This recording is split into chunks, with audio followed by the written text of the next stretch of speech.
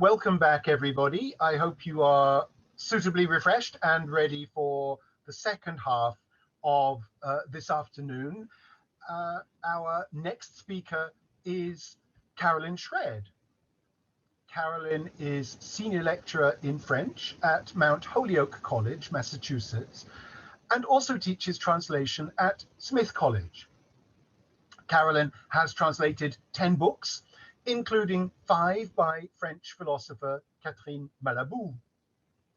Carolyn's scholarly articles address 3 areas of research: her translation of Haitian author Marie Vieux-Chauvet's Les Rapaces.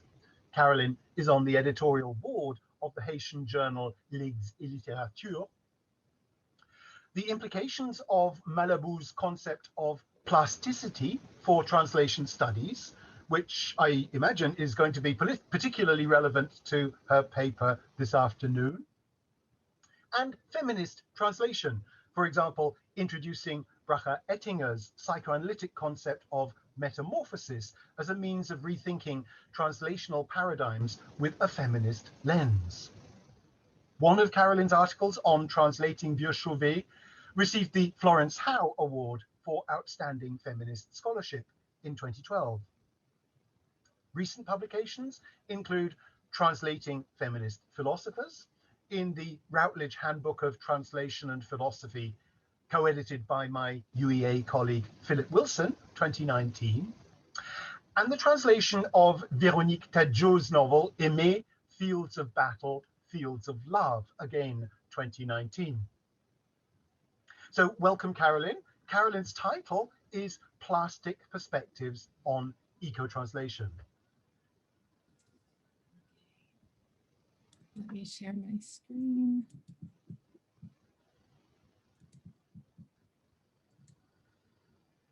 All right, wonderful. Thank you so much, Duncan, and good morning, good afternoon, good evening, good night, wherever you might be in the world listening in today. One sec. There we are. Okay, and one more change to make.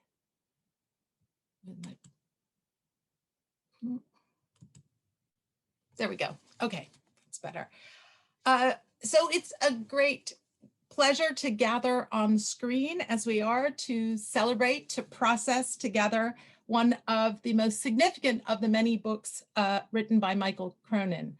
I think he's on a triennial rhythm. There's a new book, it seems, just about every 3 years, but this one has stuck around and I think warrants our continued attention as we are showing today. So I'm looking forward to sharing with you some of the ways his work has inspired me, how I connect it to my translations of French philosopher Catherine Malabou, and more recently to the work of Cameroonian philosopher Achille Mbembe.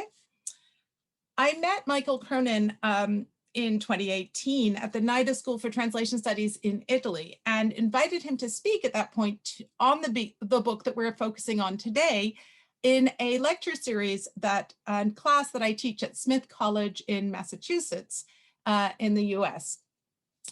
And that's where I'm speaking to you all from today. And at that point, while I did take advantage of our screen break just now and had a beautiful walk because it is a gorgeous, gorgeous May day here in Massachusetts.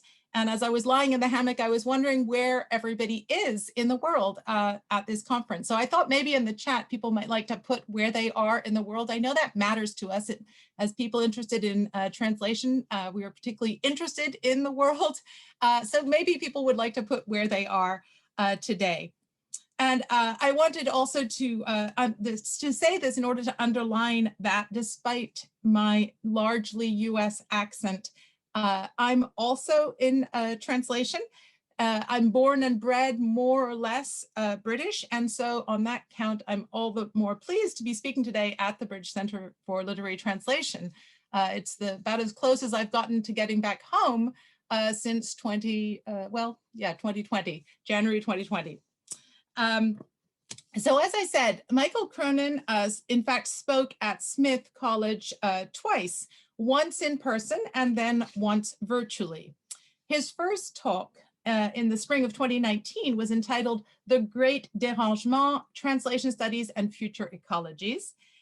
By March 2020, the dérangement was truly global and of another scale. The pandemic had put us into lockdown. We'd all migrated onto Zoom, and consequently his talk, which was originally titled The Changing Climate of Translation, was given virtually. And at this point I should perhaps shift over. Our speaker had then added the ominous coda to the title, Translation and the End of Travel. In this talk, he proposed a memorable distinction between horizontal and vertical travel, a schema that proved to be utterly apt, describing the conditions of that the pandemic had imposed on us, with horizontal travel being what I, for one, long for, movement by jet around our globe, while vertical refers to the modes of travel within the restricted mobility that we now know, the travel that we're doing today. And I can see that the chat does seem to be pretty active there. So thank you for putting in your places here and allowing us to travel imaginatively through that. So a travel in which we discover the depth of our own place, either imaginatively or, and I hope that this has been to some extent everyone's experience, by re-enchanting explorations of the local. I've certainly been enjoying my bicycle a lot for the last year.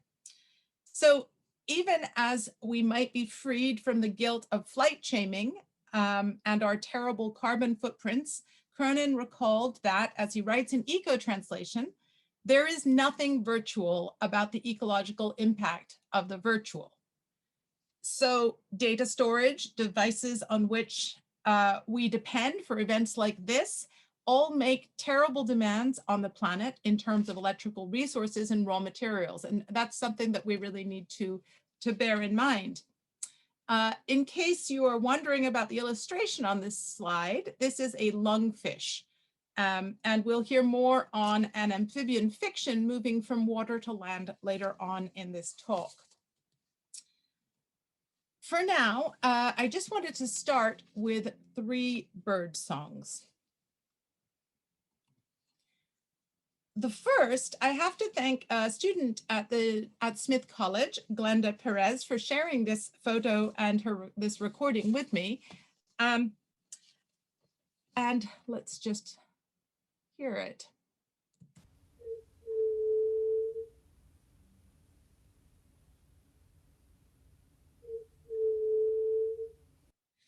So I was struck by this mournful sound of the song of the Brazilian Giriti, which echoed for days after a presentation that she gave on her translation project, and which may be perhaps the sound of the solastalgia in the title of Michael's talk today.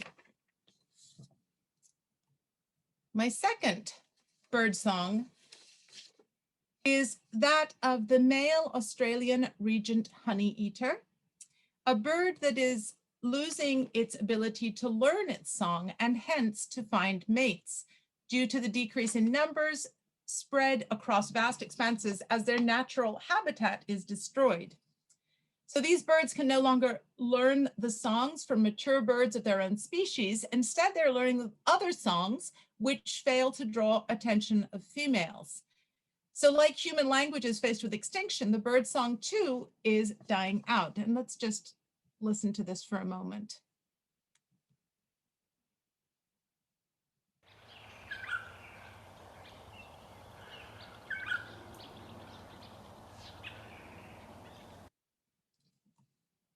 Right.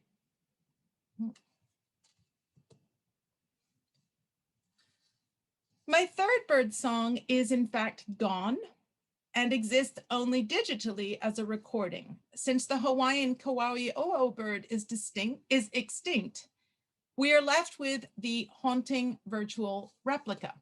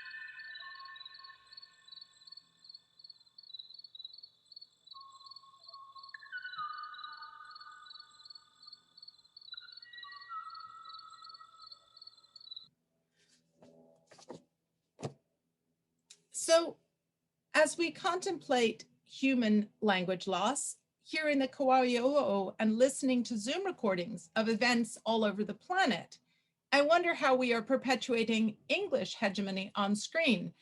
Speaking to Loredana's point earlier about the problematic role of English in translation studies, for example, losing the knowledge embedded in languages along with alternative cosmologies that we need. And I wonder about how artificial intelligence is exacerbating that process, privileging certain languages for development in automatic translation and interpreting tools, but ignoring others. And then as we take stock of the digital revolution, which is transforming human communication, never before have some humans had the ability to interpret with the touch of an app.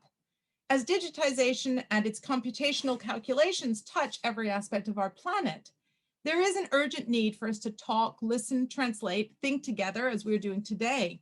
And as Cronin argues in the chapter on language worlds, we need these languages, all of them, and those that we don't know, we'll have to translate. So as a youthful discipline, translation studies has always been an exciting and welcoming field, but at this point, more than ever, is compelling as we realize the need to enlarge our understanding of translation beyond human exceptionalism, as thinkers like Cronin have emphasized, beyond the anthropomorphic focus on human language that has characterized the field.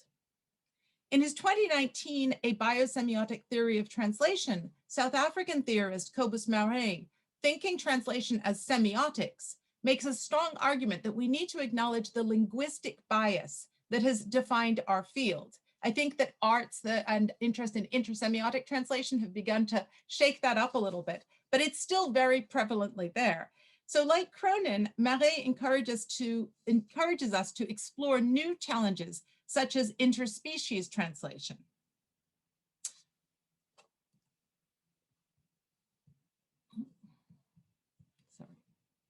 Okay, so today I will suggest, calling on the work of French contemporary philosopher Catherine Malabou, that to adopt these changes is to think translation in terms of the plasticity that Malabou has explored in many fields. 1 second. Okay. Although she has not done so yet in translation. Now, I do realize that in the context of a focus on eco-translation, an invitation to think of translation in terms of plasticity may seem paradoxical, given the toxicity of plastic as a material that has invaded every crevice of our planet, and yet, like the pharmacon, where the poison and the cure are proximate, while as a noun, the plastic material is, without doubt, a scourge. As an adjective, plasticity has the potential to explicate translation. As Malabou's translator, I'm currently working on my 6th French to English translation, and all of her books focus on this signature contribution to continental philosophy of plasticity. So I'm going to spend a little time talking and defining that. Plasticity is a concept which she draws and develops from Hegel's philosophy. And as a word, its etymology comes from Greek plastein, to give or to receive form, although the French connotations in which she's first formulating this theory include plasticage, in other words, to explode form using plastic explosives. In French, the term is plasticité, which immediately resonates also with les arts plastiques, that is, fine arts. So in keeping with its origins in aesthetics, I'd like to explain plasticity through examples taken from an exhibition curated by the Palmer Museum of Art at Penn State in 2019.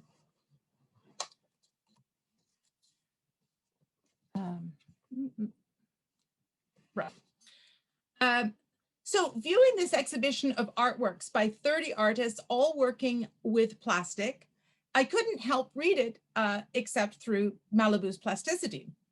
So let's just parse that using the exhibition.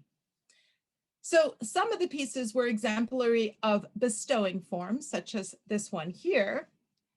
Others of receiving form, such as this sculpture deploying new technologies such as 3D printing.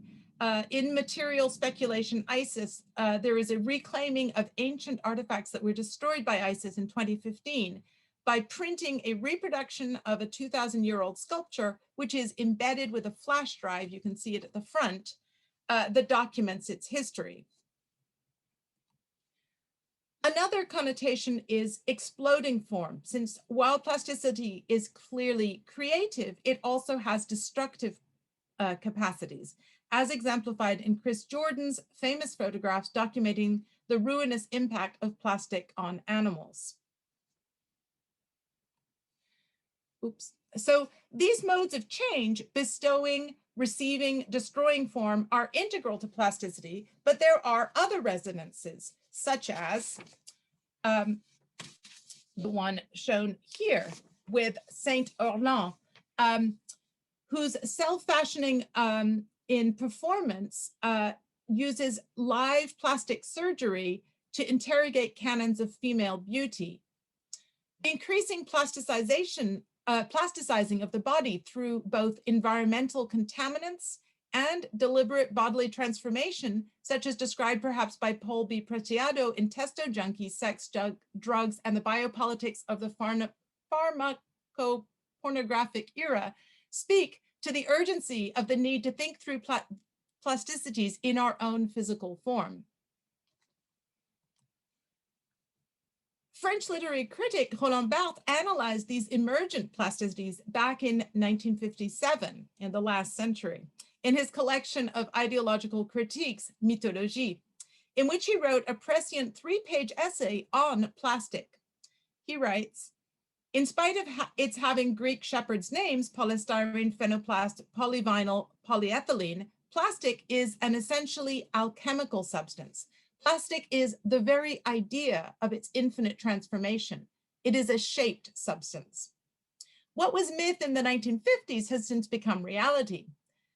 The hierarchy of substances is forthwith abolished. A single one will replace them all. The whole world, even life itself, can be plasticized. Since we are told plastic aortas are beginning to be manufactured. Remember, this is 1957.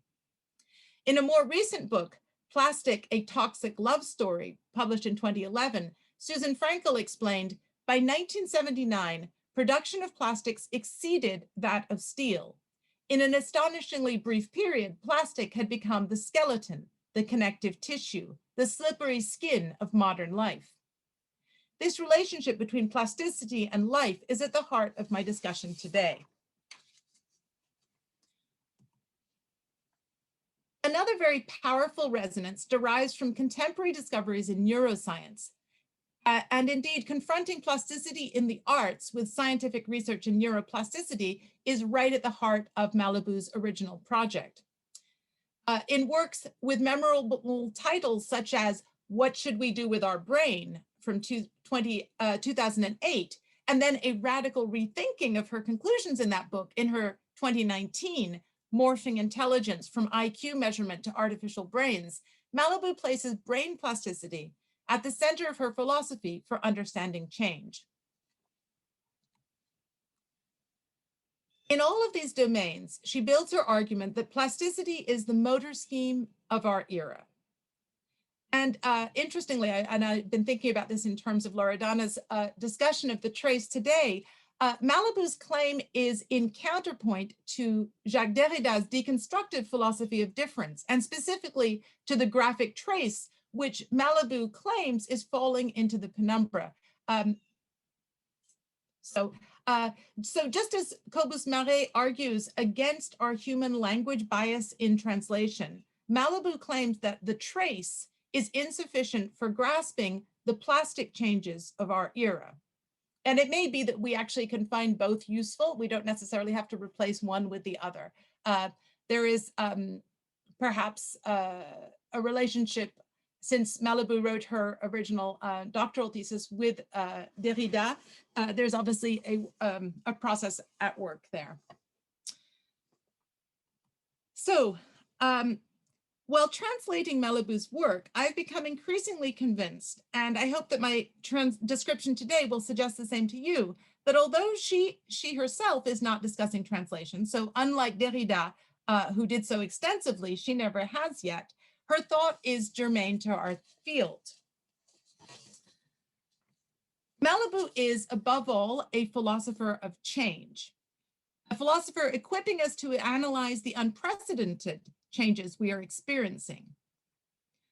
So what I'm suggesting here is that plasticity offers an alternative paradigm to thinking of translation as a negotiation of an original and a secondary text structured by an inevitable hierarchy, and as an instrumentally oriented exchange, whether via systems of equivalence, metaphor, metonymy, whichever you might like to think of.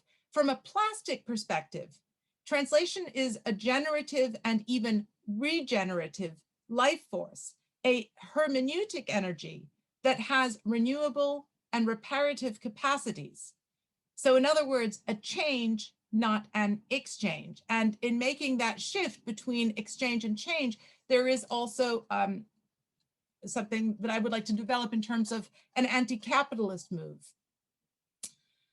So moving on from that somewhat theoretical framing, what I'd like to do now is, after this, this preliminary presentation of plasticity, is somewhat unorthodox. I wasn't sure how this will work out. We'll see. I'd like to read you all a story. All of you out there, all 187 people. I've never read a story to 187 people. It's a children's story that you might read, for instance, at bedtime. And it's a story with very cool pictures like this one that I've been using as a background in the PowerPoint, done by the author and artist, the Australian author and artist, Sean Tan. And the book was published, let's see, yes, okay. Right, so the book that I'm reading from is called Tales from the Inner City.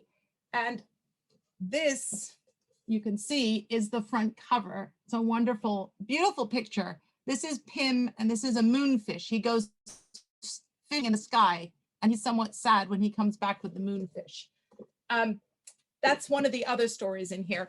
These are tales for our time, a time where humans and animals, there are 25 animals in the book, encroach and encounter one another mystically in the midst of ecological devastation, or as they have in the pandemic, where we have been forced to retreat into our caves to calm our travel, and the animals have begun to come back out to take back over the cities, wilding the urban spaces. So this is certainly Anthropocene literature, and it helps us to think about this new condition. The story is written in English and is not a linguistic translation, but there is plenty of eco-translation in it. That's my argument. And I chose it to respond to Michael Cronin's observation, and I quote, "The concept of translation has been remarkably absent from reflections on animal communication, just as animal and human-animal communication have been signally missing from debates around translation." So while I'm reading this, I'm inviting those of you who like to listen to turn away from the screen, take a break, rest your eyes for 10 minutes while we share in this tale of wondrous plasticity. But for those of you who prefer to read, I will put the text up here in the PowerPoint. So.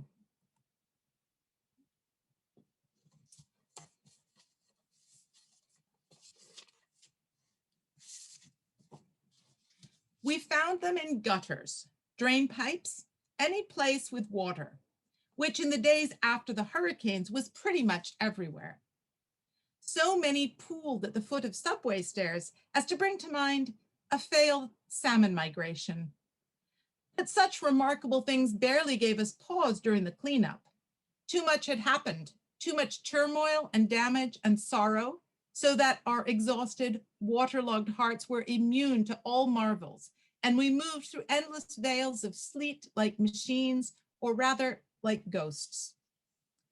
All things foamed and fogged, and our minds slept where they stood. There was always more shoveling to do. So we simply picked them up, all those slippery lungfish, and we took them with us in plastic bags, not a breath lost on comment. We all knew which lungfish belonged to which worker, of course. You only had to check their faces. And yes, it was their faces that ultimately saved them from the dull blade of a shovel and awakened some faint spark of feeling in us all. I don't know how else to say this. They had our faces, the same eyes, noses, mouths. It was crazy. Not knowing what else to do, we filled tubs and baths and laundry sinks once we'd finally gotten home and knocked the mud from our boots. In the dog-tired moments before collapsing in a heap, we dutifully read up on what you were supposed to feed a lungfish. Fish food, apparently.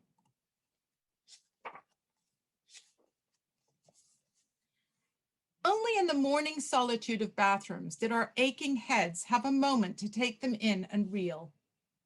We observed the hypnotic beauty of those primeval things, black and languid in the stillness, fins pressed down against the pressure of passing time, all peaceful and leafy, and we wondered aloud, what the hell? But explanation is a luxury we can't afford these days, and reality doesn't care for it, being far too busy following its own unknowable course. So when the lungfish grew small limbs and clambered out of the water, yearning for the air and light of other rooms, you might have called it progress or evolution, or you might have called it a meaningless accident of nature, or nothing at all in the wordless, jaw-gaping language of watery things. Nobody cared either way. The amphibians, as this is what they now seem to be, were watching TV on a couch beside us soon enough. And when the city's fish food supplies ran out, they just ate leftovers from our own plates. Their little faces remained the same, quite pallid and expressionless, neither creepy nor endearing, like looking at your reflection in a still pond. Oh yes, there I am. They moved their weak forelimbs in sympathy as we lifted a fork or changed the channel. Those would later become hands, of course, and their newly lidded eyes began to track us as we moved from room to room, following every domestic ritual with intense, cool-blooded interest. When they stood upright, lost their tails, and beckoned for clothes, yes, you could say that was a little disconcerting, but nothing of it felt odd, and we didn't think of them as strange creatures. They were just our other selves, and we recognized in their soft smiles and stares a subtlety of character that even our closest friends and family would find invisible or uninteresting. Was our fascination parental or narcissistic? Was it curiosity or devotion? Was there any point asking? They were here and needed us to look after them, and we gladly obliged. Gladly, because even as they changed and changed again, there was something dependable about their presence, grasping our knees gently, an absurd anchorage in a deluged, gale-force world. We felt it most acutely when we were leaving each gray day for work, our joints aching before the first shift had even started. When they began to help around our apartments, we were grateful and corrected all their mistakes.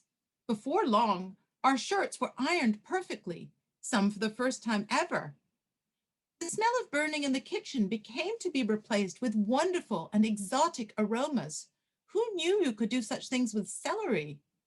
And all faulty hinges, washers, and bulbs were, after years of neglect, suddenly fixed. It's hard to convey how natural it all seemed, and how even the first conversations began without us really noticing. Just a word here and there, a few agreeable nods, a chuckle over a shared joke. We always had to bend low to hear them, though, as their voices were so tiny and their bodies, while becoming more human-like, did not get any bigger. If anything, they were getting smaller. You might see them busy with nail scissors and needles in the night, readjusting the clumsy infant onesies we had given them, and appearing at first light dressed in smart suits, ready to serve tiny green pancakes beside a newspaper, already read from front to back and ironed flat again with salient details highlighted in fluorescent pen. Their editorial skills were stunning, and those pancakes, oh, how we miss them now. Needless to say, they weren't living in bathrooms or laundries by this time. They had built their own cozy domiciles in the spaces we'd ignored, gaps between shelves or under coffee tables, with a staggering knack for architectural economy and recycling of rubbish. Designs no human had ever laid eyes on, and yet not at all unfamiliar. The other selves were so much like us in every downscaled respect, and the sense of kinship only deepened as we conversed late into the night, as was our habit back then. They essentially did what we did, only better, and yes, they wanted what we wanted, only more so. When they started going to work full time, they prioritized and accomplished every task with a logic that inspired in us both pride and embarrassment. Pride at seeing our other selves shine so brightly. Embarrassment about our own faded to-do lists and unmet ideals. While we watched sitcoms in the evening, wearily munching on unethical dinners, they were reading up on physics and history, and even presented illustrated lectures on climate change in our lounge rooms, complete with handout notes and feedback forms. They were never offended when we fell asleep to flickering images of global disaster and plaintive calls for action, even after they'd listened to our own personal gripes all day, things so trivial we could tell no one else, with patient gifts for sympathy and tiny hand patting. They would just pack up their projectors and return to upgraded apartments now built among beautiful vertical gardens spread across our exterior walls, or visit rooftop libraries and research labs with doors too small for us, the bigger selves, to enter. Not that we even thought to, being so busy with our own affairs, and frankly, too tired. Perhaps, because of this unspoken divide, our other selves soon had lives of their own, a whole new city woven carefully through the fabric of the old. You might see thread-like beams of gold darting about your ankles, transmitting the collected energies of dew and sunlight between miniature schools, hospitals, and embassies, or observe their vehicles slipping beneath our own gridlock like a school of quicksilver sardines, oblivious to any flash flood. Knee-high shopping arcades sparkled like diamonds in the narrow canyons between our bland public buildings, everything for free, but nothing we could use, and bright new tunnels webbed their way under filthy railway platforms. Mysterious objects crept into art galleries' stairwells, of far more interest than the galleries themselves. And in the spare corners of cinemas, you might see the diminutive glow of those other movies, our other selves crowded about them on plush chairs. How we secretly longed to sit in front of those odd little films, fluttering with mysterious beauty and wordless drama, a single glance of which reduced our own big screen entertainments to nothing more than a formulaic and juvenile spectacle. Oh, certainly we did feel some envy, jealousy, and even hostility, but all our distempers only ever returned to the same neutralizing thought. They were, after all, us. And we were they. Might we have been inspired to do better ourselves? We should have been, yes, we should have. There was something about all their public forums, fundraisers, awareness campaigns, think tanks, and action groups, all those palm-sized journals of critical review, all that upbeat righteousness, that desire to make us better people. Well, it induced a kind of misery only surpassed by the bad weather. Every brilliant scheme just made us feel terrible. Every shining paragon only deepened a perverse resolve to find comfort in old habits and traditions, to be ourselves, a phrase that itself became so maddeningly confusing. Maybe this is what our young doppelgangers failed to understand. They believed their good example would be enough, that just being right was enough. They knew nothing about injured pride or the true inertia of human nature. They didn't know how to speak to us. Now it all seems like a string of receding impressions, falling back into the rain each time we turn away to wipe our brows. Their miniature planes on our airport tarmacs, no bigger than a single parking space, powered by lentil green batteries farmed in the sea, grew smaller and smaller. We heard less about their remarkable health systems, their moneyless economy, their conceptually bizarre but undeniably effective plan for world peace. Presumably, that was all still unfolding somewhere else, just becoming ever smaller, turning inwards until it was all too infinitesimal for us to see. But we do sense them. We know they are there, somewhere in the microcosmic vibrations of wires and bloodstreams, a tangle of chromosomes, all those other selves, the ones we first met as poor lungfish, gasping in the gutters of our crisis, who mirrored our good intentions so diligently, and who saw in our wind-blasted, bone-weary compassion a great hope for the future, right at the moment we bent down to pick them up.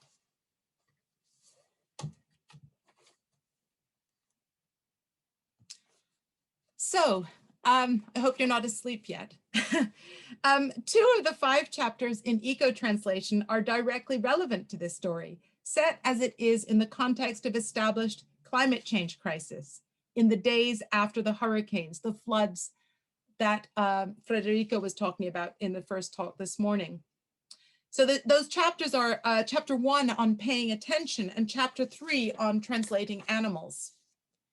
So firstly, Tan paints a picture of the Anthropocene in which all wonder is worn down through exhaustion. Our exhausted, waterlogged hearts were immune to all marvels, he writes. Immunity to marvel is typical of the inattention Cronin diagnoses at the heart of our environmental crisis. What are we not paying attention to? Everything our world is saying, all the animals or minerals we do not translate. We are in an economy of exhaustion in which change is obstructed by a force none other than inertia. And yet, wonder is perhaps the best way for me to explain the effect of reading Tan's tales. I actually gave this book to my daughter a couple of Christmases ago and spent a wonderful holiday sitting wondering at each one of these stories, reading them as slowly as I could to make them last as long as I could. He offers an imaginative and visionary re-enchantment of our relations to other species, our proximity and intertwined interconnectedness. In this particular story, that connection is with lungfish who may also be ourselves and who are at least our other selves. These anthropomorphized fish are customized to each human with a feature reminiscent of Levinasian ethics. Yes, it was their faces that ultimately saved them. Saved them when they lay in watery abandoned pools, but they had our faces. These strange amphibious creatures thus find their ways into homes only to metamorphosize slowly, almost imperceptibly, as they settle from uncanny creatures in bathrooms into sensitive housemates, meeting our needs and repairing our world. These lungfish know how to pay attention. They know how to attend to the world. All faulty things, washers and bulbs were, after years of neglect, suddenly fixed, Tan writes. And this fixing is precisely what eco-translation calls for. It's also the aspect of plasticity that is perhaps most powerful and relevant to eco-translation. So just as the salamander or a lizard or a starfish can regrow a tail or limb, plasticity has a place in the realm of life capacities for renewal and repair. So contrary to economic models premised on the impossible premise of constant growth, the force of repair here follows another model, and not even of sustainability, but actually of shrinkage, becoming ever smaller, turning inwards until it was all too infinitesimal for us to see. So what economics is this nano-worlding? The practice of our other selves, those who did what we did only better, and yes, they wanted what we wanted only more so. That's the desire, I think, that Loredana was talking about. The industriousness of the lungfish contrasts to the ambient inertia, the exhaustion of capital. However, this tale is also one of a failure of translation. And I'm again quoting from the story. Maybe this is what our young doppelgangers failed to understand. They believed their good example would be enough, that just being right was enough. They knew nothing about injured pride or the true inertia of human nature. They didn't know how to speak to us. And I should add, nor we them. While in real life, lungfish ultimately won't do our laundry, they might, through stories, teach us to breathe, because we picked them up, remembering the ones we first met as poor lungfish gasping in the gutters of our crisis. This poignant focus on breath reminds me of a translation proposal that arrived in my inbox right when COVID-19 transformed all of our lives in March of last year. It was a blog post written by philosopher Achille Mbembe, one of the most important philosophical voices of our time, in my view, offering an Afrocentric perspective that might offer a grounds for repair after a devastating account of loss and destruction.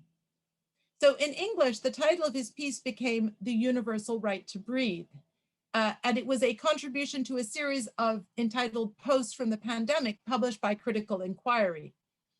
Mbembe points to the disparities and inequities in how the pandemic manifests globally, claiming the right to life, claiming the right of all life to the bodily requirement of respiration, and acknowledging the unequal respect of that right that has become only more apparent as the pandemic drags on and as debates over patents over the vaccine continue, for example.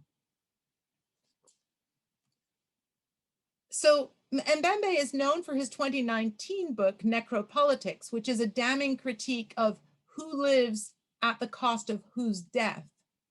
Last year, he published Brutalisme, which is not yet available in English, in which he names reparations of life as the only means of countering brutalist plasticities. So against this backdrop of ruthless systems of biopower, it is only the slim connection that binds us to the lungfish that might offer hope for those, and again quoting, who saw in our wind-blasted, bone-weary compassion a great hope for the future, right at the moment we bent down to pick them up. As Cronin writes in Eco-Translation, repair can only come on the grounds of recognition and connection between species. It is only in this flicker of acknowledgement of life that we find alternative routes. Cronin figures a translational relationality with Rosie Bradotti's concept of transversal subjectivities that characterize post-anthropocentric and post-human modes of being, since, as he writes, human subjects are tasked with engaging at a meaningful level with other species and non-organic constituent elements of their surrounding world. The type of translation required in this instance would be semiotic, seeking non-human language modes of communication. And to quote Cronin again, producing a mobilization of translation to construct a notion of animal subjectivity. As Sean Tan commented in an interview on his book for the Guardian newspaper, we're so busy talking to ourselves in a language of our own construction and pleasing ourselves with our own ideas, we aren't seeing things we should be seeing.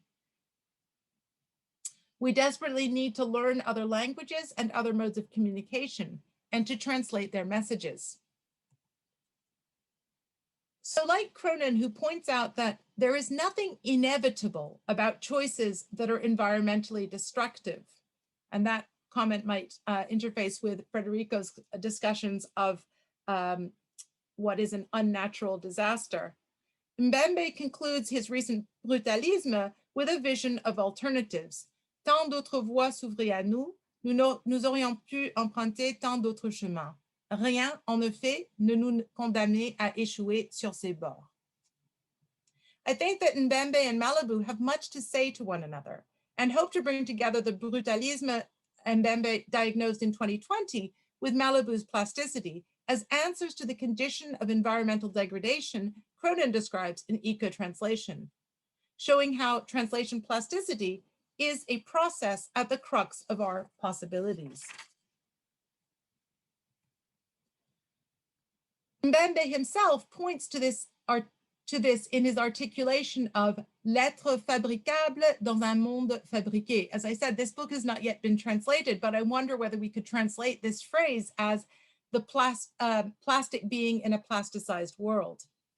Brutalism diagnoses the shift whereby humanity becomes matter and energy. But what kind of energy is this? Malibu has thought deeply about the workings of plasticity, the ways it resists a neoliberal economic model, or the ways that it can be coerced towards it. So thus, if, as Mbembe writes, our brutalist state is one of une nouvelle condition à la fois plastique et synthétique, et par conséquent pliable et extensible, we know through translation practices and the eco-translation Cronin identifies that there is a reparative plasticity, an energy of translation that is regenerative.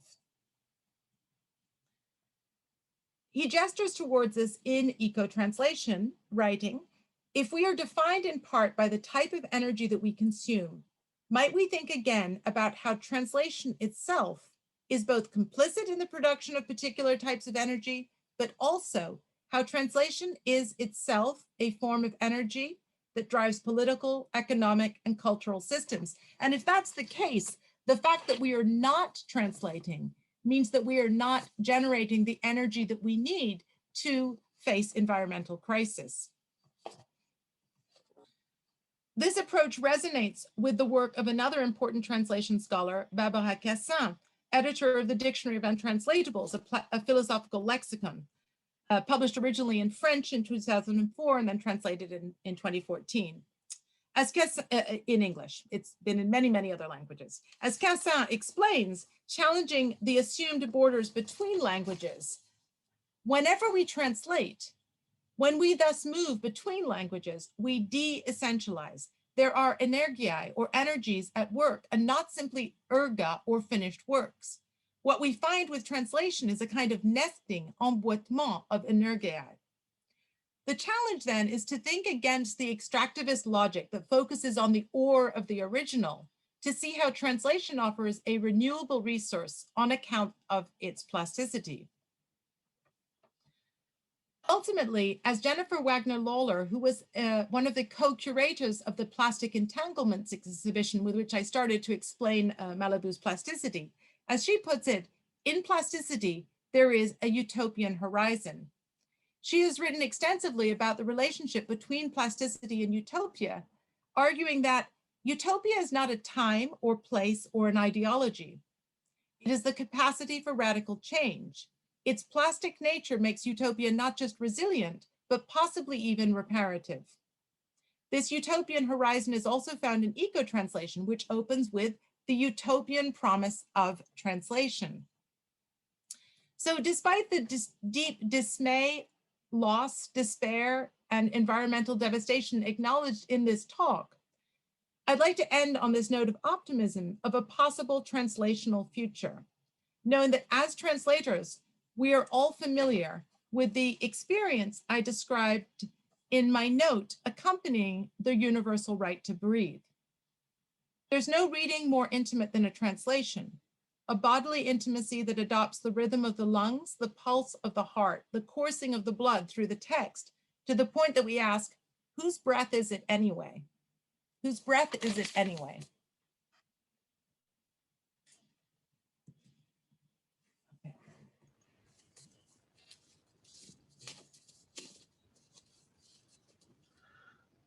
Thank you, Carolyn.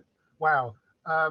Such a thought-provoking presentation, and thank you so much for introducing me, at least, to Sean Tan. We will have another reading tomorrow, just before the roundtable, from my UEA colleague, Jean McNeil. Thank you for inviting everybody to reveal where they currently are as well. It was fascinating seeing worldwide destinations, worldwide places appearing on the in the chat window at the beginning of your talk. So we have 10 minutes or so for questions. Do please pop your questions in the Q&A. for the moment, Carolyn, I wanted to ask you about the notion of plasticity, and you did so much with it. I mean, it was a kind of metaplastic talk in a way, because it was so supple with the notion of the plastic. And I was thinking of another notion, an earlier notion that I teach MA students on at UEA, and that we work with, and that's Lefebvre's notion of manipulation as well. And I was just wondering if one can place the two in dialogue. I'm thinking of Lefebvre's his translation, rewriting, and the manipulation of literary fame, which gave birth then to the so-called manipulation school as an idea of what translation is doing, in particular then as a form of exerting a power relation on a text. Thank you so much, Duncan, for that question. And I've got to say, I'm taking this moment to enjoy seeing where everybody is around the world. This is always my question when I get onto Zoom is, where are you? So thanks everyone for putting that in there. And I guess my answer is this, that as translation scholars, the term manipulation seemed to have connotations that we didn't necessarily want to carry with us because it sounds manipulative. And I think what I appreciate in plasticity is its polyvalence, that it can be, that obviously it accounts for and I think translation studies has done really important work in accounting for the manipulative, in the sense of feeding the interest of a colonizer, for example, through translation, where as well as also opening up the possibilities, such as I'm trying to gesture at the end of my talk towards those kind of utopian visions of what translation. So I think in terms of how they intersect, and I know that the manipulation school is not at all limited by that conception, but I think the word itself just carries that weight in a way that is, that it's certainly gesturing to a similar process, but I think the weight that it carries is one that is a heavy load to take on, if that makes sense. Yeah. Mm. Yeah.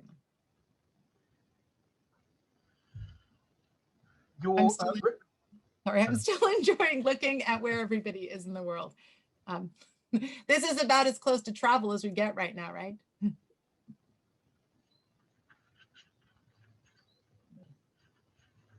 Your reference to the Levinasian, I love the way you were bringing in such a kind of panoply of French thinkers into your analysis, and I've been thinking of Levinas as well, and that kind of ethical demand that is made by thinking back to Loredana's presentation about the physical and about that physical presence. And there's something about the opening of that story as well, where you're not quite sure where it's going to go, but it seems that there's something rather distasteful about this physical garbage almost that has to be mopped up, and then it turns into something else. So there's something with my kind of literary critical hat on. There's something plastic about the way, seems to me at least, that story manipulates, or shall we say kind of plays with, ironically, the expectation of the reader as well about what precisely these things, these people, these creatures are. Thank you. Yeah, and I, even as I was reading it, I was sort of rediscovering new aspects within the text, because I think by the end of it, they are ourselves. And I think in that sense, it really does speak to kind of a multiplicity of identity and a multiplicity of possibilities. And that's sort of what's powerful within this, is that there is a sense of commonality in the faces, which turn out to be our faces. And at the same time, there is a space for an uncanny. There's definitely a level of uncanny. And I think one of the things that I most, that leaves me with the sense of wonder in reading Chantin's work is this uncanniness of that encounter. In the translational encounter, there is definitely a space for not just what we understand, but all of the things we don't understand. And what's so powerful in this book is that it really does put that place of before all the animals in this world. We've got this is the cover picture. You can see this deer looking out over maybe New York City, but from within a building, from within the skyscraper. So there's this sense of who is in the right place where, and as Loredana said in this beginning of her talk, when she was acknowledging the stolen lands on which she was speaking from, this sense of whose place is it anyway, whose breath is it anyway? And I think in asking that question, it's really an acknowledgement of a kind of global commons that I think is translation has a possibility to help us articulate. And a not only a possibility of doing that, but also a responsibility to do that. So if we're thinking about what responsibility do we have as translators, or as humans capable of translating, capable of interpreting, what we have, what our responsibility is. So definitely there is an interest in a Levinasian ethics that is directing my interpretation of translation. Yeah.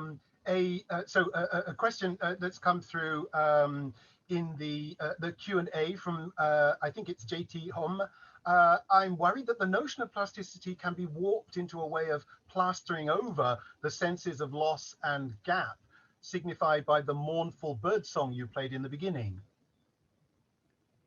Right, yes, thank you. And that definitely would not be the goal of it. And I think, yeah, we need to hear that song. Plasticity needs to be opening to hearing that song and to the sense of mourning that it leaves. Like I said, I heard it's only a few notes, but I actually had to write to my student afterwards and say, could I hear that again? Can you please give me that song? And we, as plastic beings, we are open to that feeling. I think that we, and we need to be receptive to it rather than to simply paper plastering it over. So I think when Malibu talks about plasticity, one of the things she's talking about is form, and form is made of matter. And in the same way as with Loredana's talk, there was a recognition of material cultures of dealing with matter. I thought that the installation with the river and the river sand and the dirt was absolutely stunning. There was a real sense of engagement, that every viewer was engaged with the matter. So plasticity does recognize that you can't just bestow form or anything or not or receive it. There is an engagement, a material exchange that is happening. So it's not just a simple, seemingly amorphous translation. And I think that's actually a different concept of plasticity from the one that that Barthes originally comes up with, where he has it as this alchemical substance that can change into everything. And he's amazed that we're going to create these plastic aortas. That image there, I think, is a little bit unrealistic and less grounded in the way that Malibu's concept of plasticity is grounded in the resistance that a material gives to its shaping. So you have to account for that as well. And I think that resistance is absolutely critical and has to be part of a translational project. We have to be accounting for those spaces of resistance, whether it's resistance through silence, resistance through a refusal of a term like vulnerability that doesn't translate very well, whatever it might be. Thank you, Carolyn. There's a further question from Zulka Luhrmann about the term plastic, but we have time just for one more question, I think, and I'd like to take the question from Nikita Parekh. The rhetoric of preservationism that exists across many Aboriginal, displaced and other communities can only be shifted and brought into the English-speaking consciousness through translation, especially of the oral narratives, ways of being, and so on. How do you think one might work through the politics of the other that comes in the way of achieving this? First of all, by recognizing what is carried in different languages. I think there's so much work to be done to dismantle the accepted hegemony of English, the argument that it's convenient and that it's universal and that we'll take it from there. And that's where I'm particularly concerned with how it's fashioning our artificial intelligence tools as well. So I think that there is a lot of work that in order to do that, that work has to happen from within English. English has to dismantle itself in a sense in order to allow for that othering effect. I think that the othering effect has to really be dismantled from within, if that makes sense. That's the beginning of an answer. I mean, obviously, these are huge questions, and they have very practical answers. So it is also in terms of what languages we are using and when, and being cognizant of that. So, yeah. Thank you, Carolyn. We're going to need to draw this session to a close. Thank you, everybody, for your questions, and there are further comments in the chat. Thank you once again, Carolyn, for a really fascinating presentation.